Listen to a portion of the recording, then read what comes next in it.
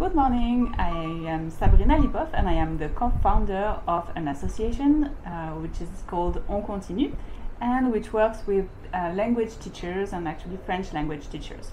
We organize trainings, we create resources, and we also work on different projects.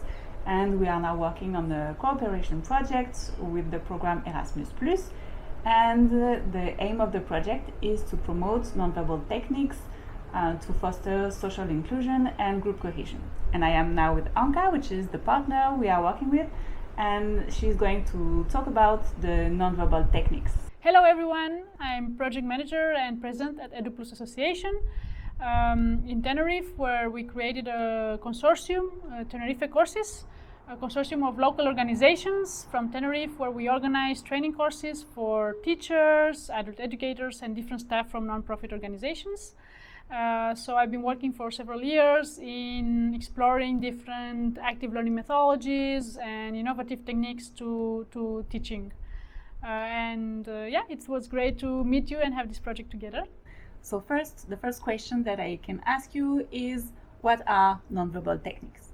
Nonverbal techniques are methods or techniques that are not focused on speaking, reading, writing, so using the language, right? So they're methods where we focus on nonverbal communication, body language, so different ways of interaction, different group dynamics that are not focused on language. And how did you discover these techniques and how do you integrate them into your practices? These techniques are not completely new. They're part of non-formal education. I discovered non-formal education more than 15 years ago when I got really passionate about it and really wanted to become a non-formal education trainer.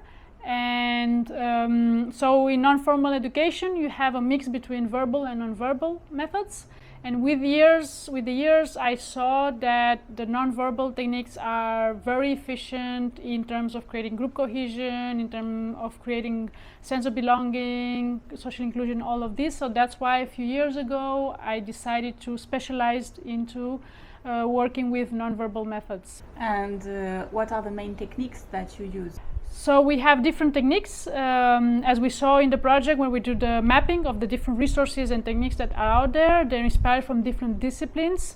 For example, improvisation theater that uses a lot nonverbal methods, dancing, but not as artistic dancing, but as a way of self-expression and connection with the group, visual techniques, mindfulness, outdoor education, and so on. So together, when we saw that there's such a wide variety of techniques, we decided to categorize them, right, into visual learning, nonverbal methods, like it could be cooperative drawing or individual drawing or collage, working with different visual materials and so on.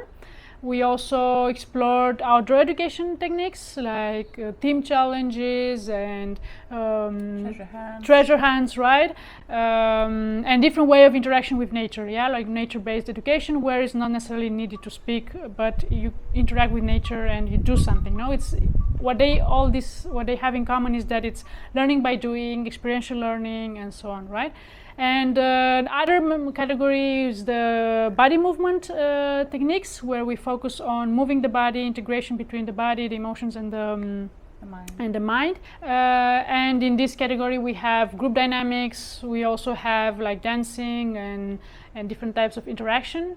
And of course, we have auditory category, where it's both using music. We explore using music as a tool to deepen the experience, or the other way around. But it can also be other type of auditory learning, like for example, listening to sounds in nature, mindfulness, and so on, right? Yeah, so those techniques are really interconnected. So usually you use body movement as well as the sound and music together. Exactly. You could easily have nonverbal methods outdoors also, right? Mm-hmm. So it was just a way to... We humans need kind of categories in order to understand and simplify, but everything is interconnected, of course. Okay. And why are these methods particularly different and impactful? In my opinion, it's because they have a holistic approach, where it's integration between the body, mind, and the the emotions. So the focus is not only on transmitting knowledge, but also on all other things that are important in learning, right? Whether the learners are feeling comfortable, for example, creating a safe space, creating a suitable learning environment for learning. Because, for example, especially if we talk about disadvantaged learners or migrants and so on, if you are stressed, if you're tired, if you have difficult situation, or if you're bullied or discriminated or in this kind of difficult situation, it's difficult that your mind stay focused on actually learning and acquiring knowledge. So I think these methods are really impactful for creating this suitable learning space for learning, so that everyone feels trust, feels confidence with the group, feels relaxed. Neuroscience has proven that in order to learn, we need to be relaxed, that if we're under alert and if we feel stressed, then we cannot integrate the knowledge, right? So this is what happens a lot in conventional education settings, that if we are stressed, then we cannot be focused on learning, right? So with neuroscience has proven that we need to activate the parasympathetic nervous system to cool down in order to better assimilate the knowledge. And also, I think the multisensory approach is very important for learning as well, because usually we learn in an environment when we have sound, we have movement, we have visuals everywhere. And I think there are studies which show that it is important when we teach to integrate all those senses, and the traditional education doesn't really do it. Exactly. We learn in different ways. So some people memorize information better while reading it, others by listening into it, and others like the interaction part is really important. Mm-hmm. Okay. And what type of public benefits the most from these techniques? I think everyone, of course. It's even better for multicultural classrooms where there is a language barrier, where there are obstacles with languages. But of course, also other kind of people, like of all ages. That's also important. I've had participants who did, teachers who did, kindergarten teachers who did this kind of trainings with 3-year-olds. I personally have experience with working with seniors and other learners, so there's no age limit. And in general, I would say that they're particularly suitable for social inclusion, so to boost up the self-esteem and so on of different disadvantaged learners, and for promoting a group cohesion, this is particularly relevant. Mm-hmm. Okay, so when you say they are relevant for social inclusion, so what are the benefits for social inclusion? You mentioned group cohesion, confidence. Yeah, exactly. What is social inclusion, first of all, is the making sure that everyone fully participates in an equal manner, that they have equal opportunities in order to participate. So with this kind of nonverbal methods, this is the main focus, that everyone can take part, that is not teacher-centered, but is learner-centered. So it's experience-based learning where everyone can take part in different ways. Of course, you can adapt the exercise. It doesn't mean that everyone does the same. You adapt the exercises. And for group cohesion, we focus a lot on sense of belonging, creating the connection between the participants. So there are exercises that are by ourselves, connection with ourselves. There are exercises that involve interaction 2, 3, or with all the group. So it's and also some exercises that kind of promote the connection with the whole universe, the trust, for example, trust in the whole universe, or trust in life. So it's trust in myself, trust in the others, and trust in general in life.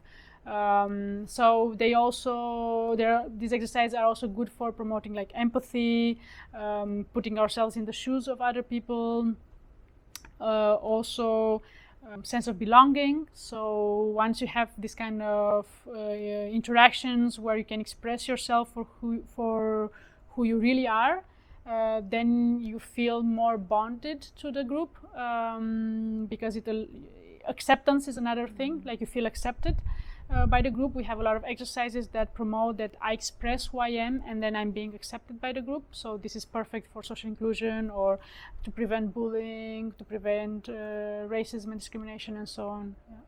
And who can implement these methods? Are they suitable for any teacher, any educator?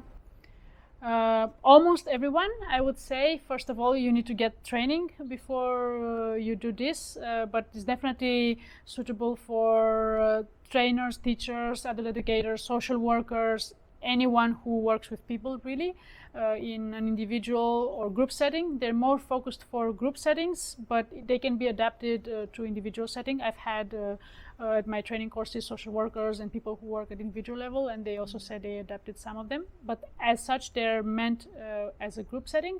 I would have particularly care with certain publics, for example, with learners with special needs, particularly with mental health, because there are some movements, some interaction, some music that can really trigger, like for example, psychosis, depending, not all mental health, but you really need to know the profile of your participants before doing so. And in general, with this category of learners, I would it's recommended that only professionals who have professional training, like psychiatry or psychologist background, can do such activities with these groups, because you need to know how to deal with in case there is a psychosis happening. The same with people who are really in big trauma.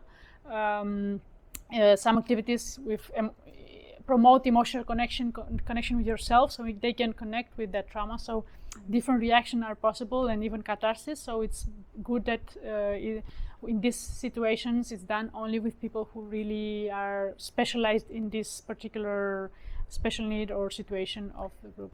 As we saw in the different trainings that we did, even for, let's say, regular people with the normal level of trauma, it can also bring very strong emotions with people crying or needed to go out of the room. So we have to be careful, right? Of course. So it's really important that you know your group, that you know the characteristics of your group, and to adapt the techniques to the group. I mean, in our case, we did an advanced training. So, of course, I would recommend to start with really basic, playful exercise, icebreakers, and so on, and build it up. But for sure, even if I can think something it's easy and simple for you or for someone else, can be really triggering. So you really need certain skills in order to implement these exercises. Okay. And can they also be integrated with traditional methods?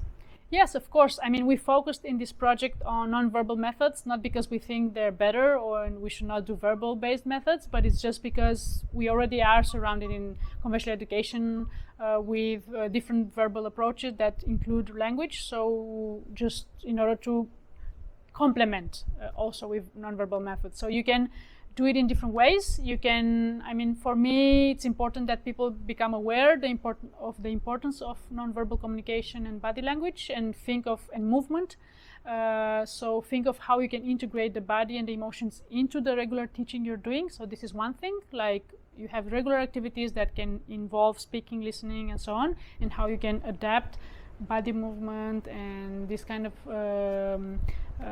approach into your regular teaching. Or you can introduce in your regular teaching different exercises that are particularly focused for promoting nonverbal communication. For example, in language teaching, we already use usually icebreakers. We use mimes when we teach vocabulary, for example. So we can think of ways to have more exercises involving the body and the cohesion inside the regular lesson plan.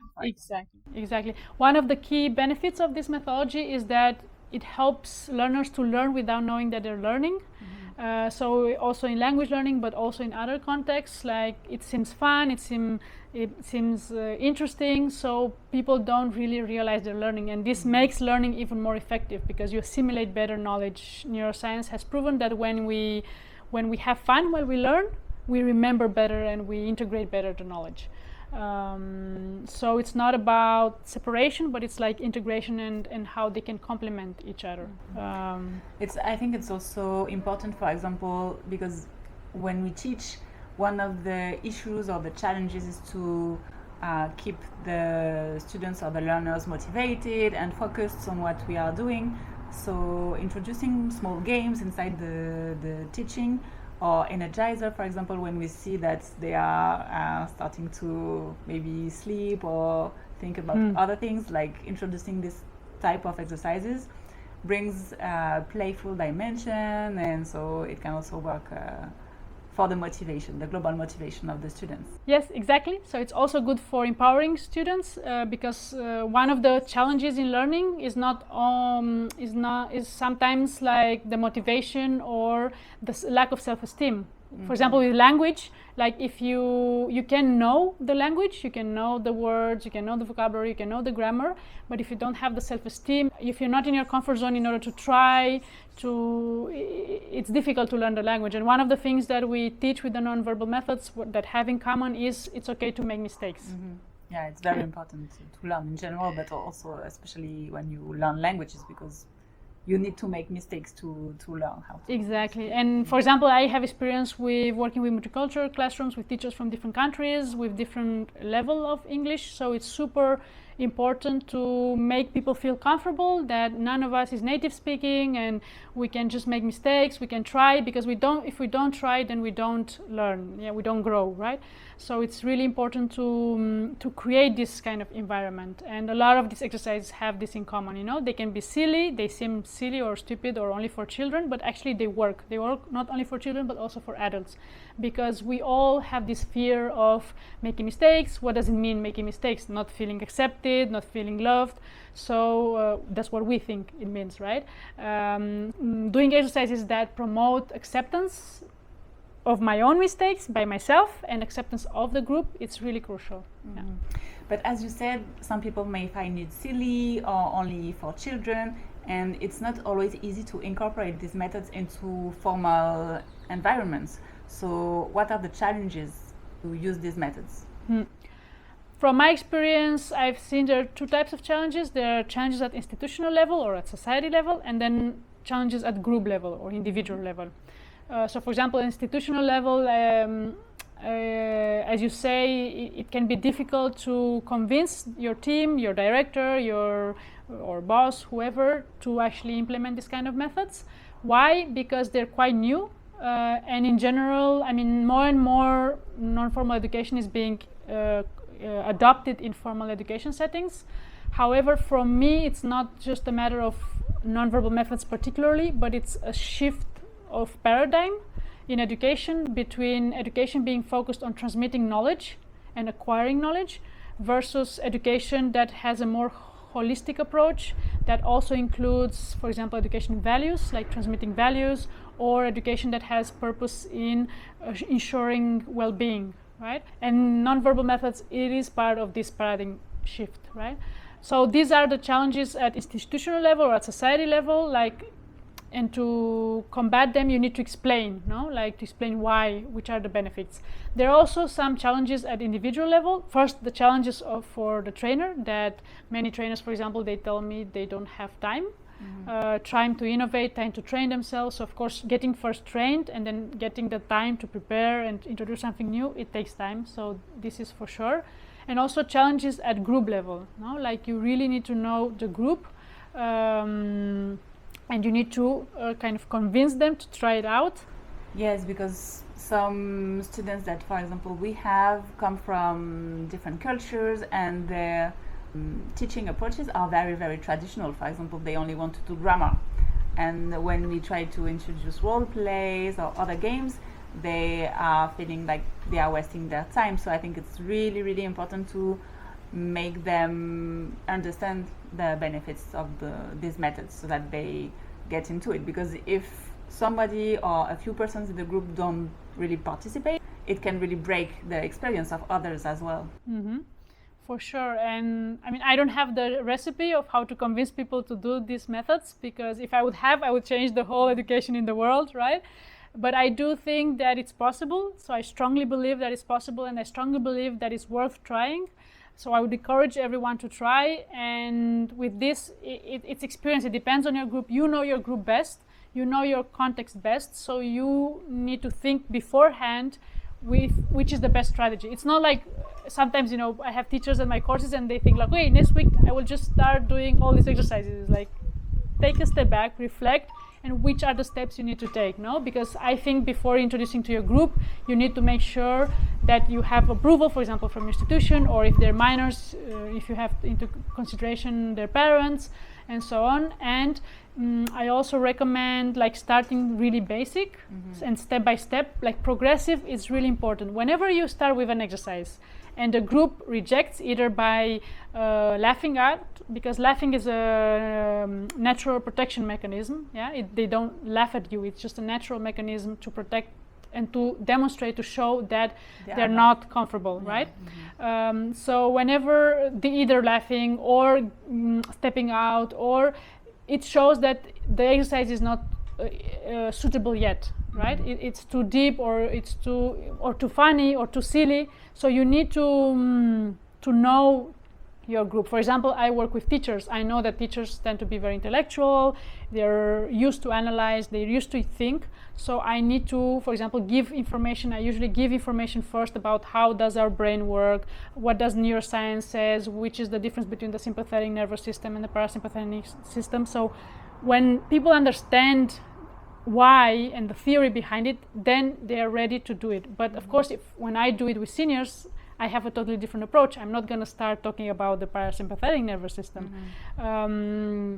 So yes, because there is a wide variety of exercises. So you can take exercises that takes like 2 minutes or 30 minutes, and exercises that are very basic, or we can say like superficial, and then exercises that are very deep. Exactly, and they vary not only in a duration. So I would definitely not start with a 2 hours workshop for the first time. No, I would start with small 3 minutes, 5 minutes exercises.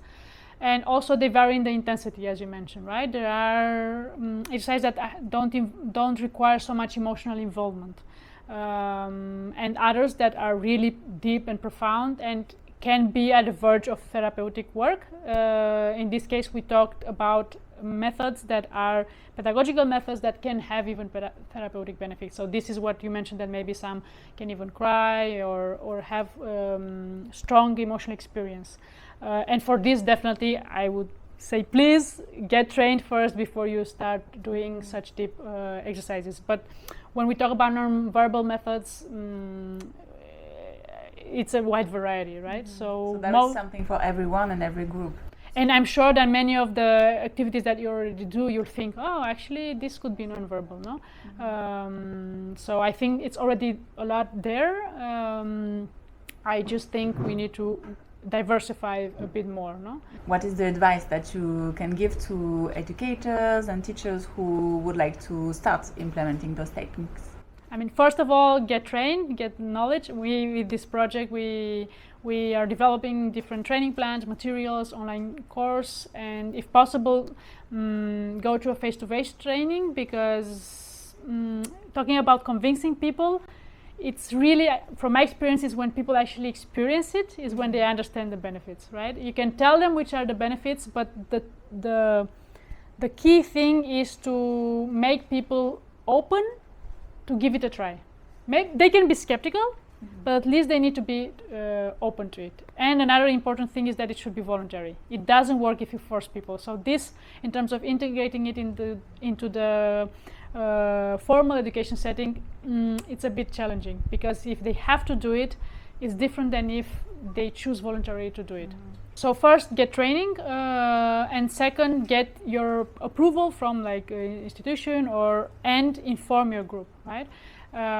In advance, prepare them, so it's not all of a sudden change. If you've never used icebreakers or group dynamics and so on, it can be a different to go step by step, little by little, yes, introducing the technique. And have patience. Yeah, maybe you go to a training and you get excited. This happens to a lot of participants. This is the best. I want to do it. It's like, take a step back. Take it easy, because it can have counterproductive, the opposite effect. And also, something that we mentioned is the repetition. So it doesn't work if you do it once per month. So you have to do it like frequently to build up on those techniques, right? Exactly. So you can do one exercise one time and people can be reluctant. And if you do it again, or a similar exercise with a similar purpose but different one, like everything, with practice, with repetition, we get more and more comfortable and we learn. So I definitely wouldn't abort the mission and cancel just because the first time didn't go wrong, no? in that sense, I think it's also important to have support, to get some mentor or talk it with some colleagues who also do this kind of methods, because in any group, every group is different and there can be different reaction, and it helps if you can discuss this kind of reflections and how you could do it better or differently next time. This is definitely recommended. Yeah, so I also think it's important to have a plan B in case you start with some exercise and you see the things are not going the direction you want. You can go to plan B. And also, I mean, first I would take some time to reflect about my group, which are the characteristics, which are the members that could have more, I think could have more challenges with this, because many times I get constantly surprised that some people that you think they would have challenges, they just go for it because they want to try something new, and other people might not. So, but it's important to reflect about the group. Yeah, for sure. As I mentioned before, if you know that there's someone with special needs, and if you don't know, you need to know. You need to ask. This is very important, because you can have, it happened to me, for example, someone with autism, yeah, and I didn't know because it didn't fill in the registration form. So of course, in the moment, it's difficult because, for example, if you do exercises with eye contact, well, it's not very comfortable for persons with autism. If you do exercises with contact, the same, right? So you need to take this into account. And as I mentioned, like mental health, definitely a big red flag if you're not trained into it. And also, I would say, like, pay attention to reduced mobility. I wouldn't say they're not suitable for a person with reduced mobility. On the contrary, but you need to adapt, and you need to have a dialogue with the person, and that the person takes the responsibility to adapt. This is also another important thing to discuss with the group. Who has the responsibility for being out of your comfort zone? Yeah? Who has the responsibility for if someone touches one of your limits? The responsibility is of both persons. It's I have the responsibility to inform you that this is my comfort zone and this is my limits, but you also have the responsibility to analyze my body language and to see when I'm not comfortable, because not all the time I can say no. Maybe I can take a step back, you can see I'm frowning, and so on. So before doing this kind of exercises, I always do some kind of reflection or different exercises to reflect about our body language. How does our body language tell us that we are in comfort zone? When does it, how is our face, our fists, our muscles? How do we show that we are not in comfort zone? So people, for themselves, they can analyze, because sometimes we are so disconnected from our body that ourselves, we don't know that we are tensed or that we are not in comfort zone. Huh? So, and also for the others. And this is also very subjective. Yeah, because for me, for example, sweating is a really red flag. I really know that I'm very stressed, whereas for other people, it's comfort zone because all the time they sweat, right? And the same with everything. No? So this is very important to discuss these things with the group before starting. And as you mentioned earlier, it's also very important to insist on the fact that if something is too strong for the person, they can just step back without feeling isolated or excluded. They can just watch and still like learn something from the exercise, even if they don't participate. And then maybe they don't participate in this exercise, but they can join the other one. It's not necessarily a failure if someone steps back. Exactly. And as trainers, we get scared of this because we're not used to it. We think, oh, I've done something wrong. And it's not the case. It's on the contrary. I say that when I start these workshops, what I say, the main thing that we learn is to respect our own limits, to respect our boundaries. This is the main thing. And this is so valuable for social inclusion, because so many times, especially learners with disadvantages, their limits are being crossed.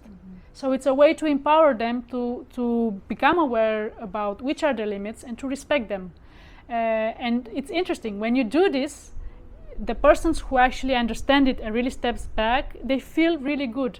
And this is also a misconception about social inclusion. It doesn't mean that if in one exercise everyone has to do the same in order to be socially included.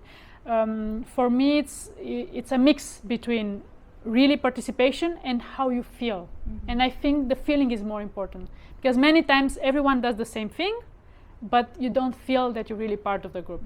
And so it's more important, even if you're outside, the important is how you feel. if the others also feel that you're part of the group or not.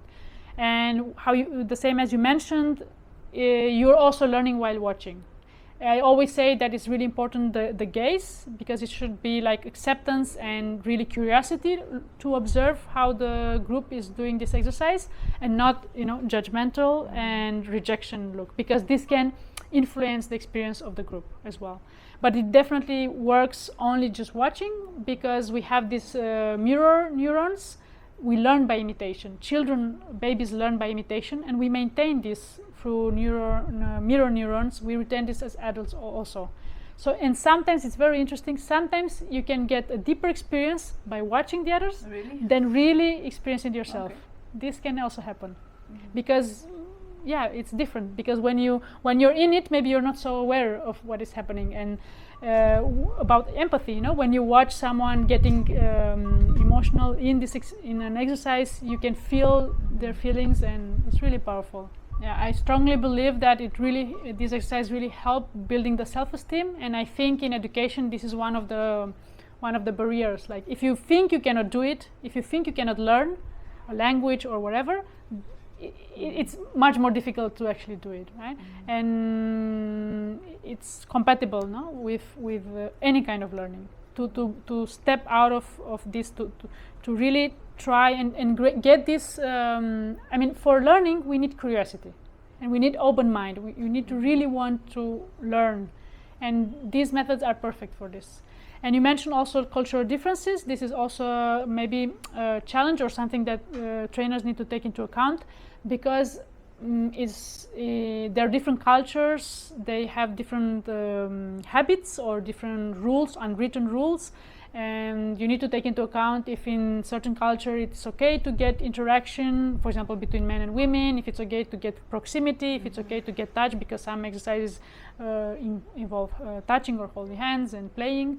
So this is definitely something to take into account. As I said, there's no universal recipe. You need to adapt, and you need to know your group. But what I would say is also don't go to the other extreme. Like, so I wouldn't go to the extreme, this is for everyone and everyone should do it.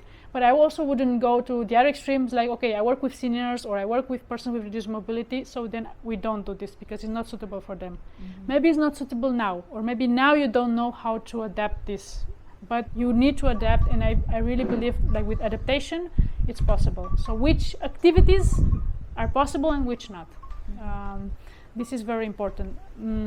Of course, it's not easy to do something new, no? And you as a trainer, you need to have self-confidence in order to do it, and to know that even if you make mistakes, it's okay, because you're also learning. And the important thing is, like, where are you doing this from? Am I doing from my ego because I want to show off?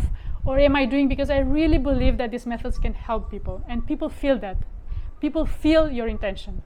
If you really have the intention, and you trust and you believe that these methods can help them, they can feel it. And you can even say it. So if you're not comfortable with trying, you can also mention this, like, hey, I'm really trying this. I don't know how it will go, but I believe in it. So it is also part of the horizontal approach, because you are at the same level, well, maybe not at the same level, but you also practice and learn at the same time as your learners, I think. Yeah, this is a very important aspect for why nonverbal methods are different, because you also participate. And you're not a key expert on empathy, you're not key expert of connection. And actually, this is also another interesting thing.